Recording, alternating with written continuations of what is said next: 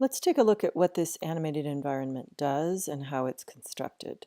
So this is a sample, a low-res sample of an animated urban environment that's been drawn in Photoshop and then brought into Premiere, and the layers are moving at 6 different speeds. So if you think about it, you see how much faster the foreground is moving than the background.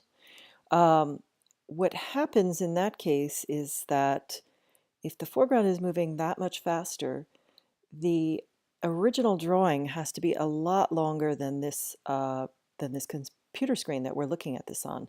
Whereas the very, very far back elements of the background are moving really slow, so they do not need to be as long.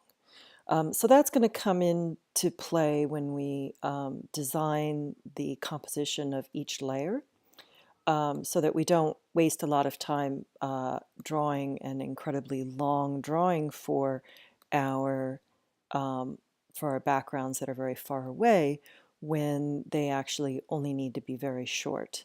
So if we take a look at the file that I had put together, so this is my sample file. And you can see here the do not touch is just a white layer that we're going to need when we bring it into Premiere. So that just stays locked, should be locked. And then here's my background, my almost infinity. And nothing is going to appear behind this. So this can come up higher because elements are only going to be on top. They're not going to be behind.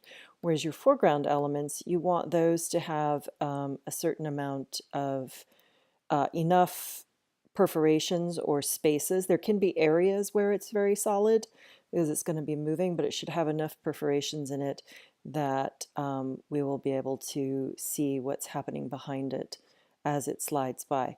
Now you can't think about this Photoshop file as a static composition, because we might look at this and go, well, why should I draw the details behind this piece of architecture when it's blocked? Why do I care?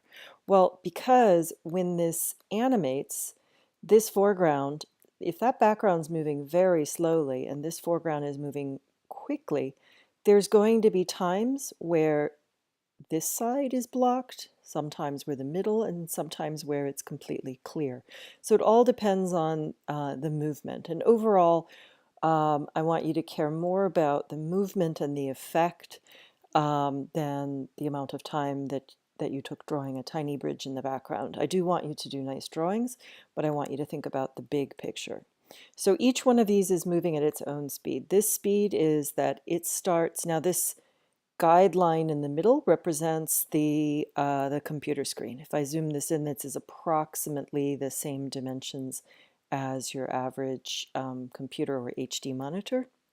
So, and then there are guidelines for the sizing of each of the layers. So the foreground is the biggest element, so that's going to start within the computer monitor here, and it's going to slide until it's gone all the way across.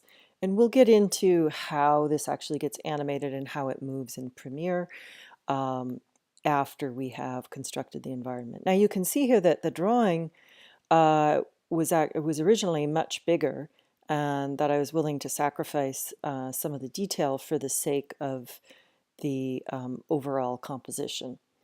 So we may be doing some of the drawings and then bringing them into the composition and altering their design. Now let's look at, let's say, one of the middle grounds. You can see that this is tucked in a little bit shorter. So if this moves from the beginning of it to the end of it, it's moving fast, but it's not moving quite as fast as the super close foreground elements.